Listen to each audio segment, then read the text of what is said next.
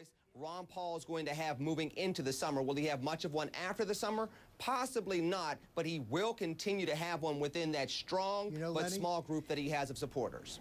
Go ahead, Robert. Do you think this is pretty smart politically that he's staying in the conversation? Perhaps he'll get a speaking role out of all this? Look, from my perspective, I'd pay for his airtime. I think it's important to remember just because he's a straight talker doesn't mean he's making any sense. And he's articulated positions that are just so extreme and so irresponsible and ignorant. For example, his giving Iran a pass on having nuclear weapons, and his other positions about the economy domestically, that ultimately he really not only hurts his own credibility, but given too big an audience, he can really pull the Republican Party off message and hurt the credibility that the Republican Party is trying to build. Lenny, do you think that's true? Do you think that he really is kind of pulling them away from the main focus? No, because if you look at the issues in regards to the national debt, the Ron Paul supporters were talking about this years ago before the Republicans or the Democrats were talking about this in the mainstream. They were the ones that initially bubbled this up into the conversation. They took hold of a lot of segments of the Tea Party element in 2009 and got this into a conversation to the point where we were discussing this full bore in 2011. This is something now that the president and Governor Romney both have to answer to, and you have to thank the Ron Paul supporters for a lot of this when it comes into the national conversation. It could be something that actually saves the country as a result. Lenny, the reality is it's all well and good to talk about the national debt, but their solution is to dismantle the federal government. And that's where they're going to have a problem when they start talking about dismantling the Environmental Protection Agency or consumer protection or programs that benefit students or small businesses. That's where I think they have a real risk there. But the reality is, you may be right. He may fit into the Republican Party agenda because ultimately that convention is going to be like an anger management therapy with all the different competing temperaments there. Go with that all right, let me turn here to Senator John McCain here. He is now criticizing President Obama, saying that he has been bragging about killing Osama bin Laden. Let's listen. Well, I think one of the things, and I hope this isn't viewed in the wrong way, but, you know, heroes don't brag. Heroes don't brag, and his continuous bragging about taking out bin Laden, you know, most of the guys I know would say, you know, let somebody else talk about that. Lenny, do you think that's fair? I mean, President Obama was before that mission, not Obama, sorry, President Bush was before that mission accomplished sign prematurely before the end of the Iraq War, and essentially everybody wants to talk about, highlight their accomplishments.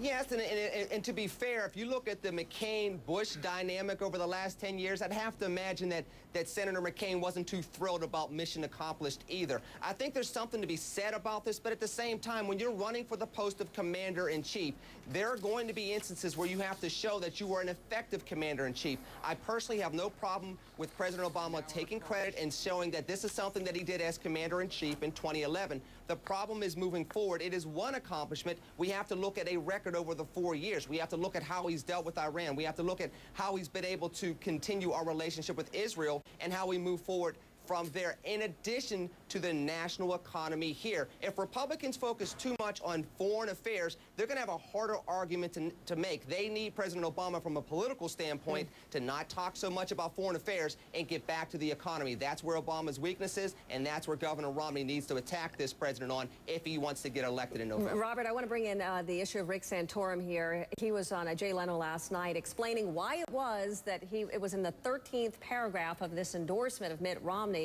kind of buried the lead there, that he was eventually going to support him. Here's how he explained it. I had some concerns, and I voiced some of the things that I thought were important for us if we were going to be successful in this general election, that he would, you know, take the cudgel and run with it. And I felt comfortable after that meeting. And over the weekend, I worked on it, and we decided to put it out late at night so it would be sort of the first thing people would see in the morning. Robert, do you buy it? It was if he was so concerned about getting it out there as the first thing, remember he put the endorsement in the 13th paragraph. Let's be real. If Senator Santorum could have used a carrier pigeon, or if the telegram existed, he would have tried that tactic. This was the most haunting, halting type of endorsement I think I've ever seen from a serious presidential contender who didn't get the nomination. It was obviously he was very conflicted about it and gave it with great hesitation. Does it make a difference, Lenny, that he was conflicted or he hesitated? I mean, ultimately, he got it. It makes a difference in May. What the message is moving forward, though, is Governor Romney, you need to get fervent support from the conservative base, not just de facto support from the conservative base. And in order to do that, these are the things that you need to do. In that regard, it was a good move by Senator Santorum to make sure that there were certain things that were spelled out to basically give a roadmap to Governor Romney to say, listen, in the months that you'll need to fire up the conservative base to not just vote for you, but to get other people to vote for you, to convince independents, you need to do these things and speak to these issues in order to get us fired up to get you elected in November. In that regard, it's a good move. It may seem squishy now, but we're not worried about how it looks in May. We're worried about the results in November. And you guys are, go ahead. Suzanne, I was just say, Lenny's comments and Rick Santorum's email goes back to my original point. That Republican convention is going to be an anger management therapy session for the right wing. No, it's not.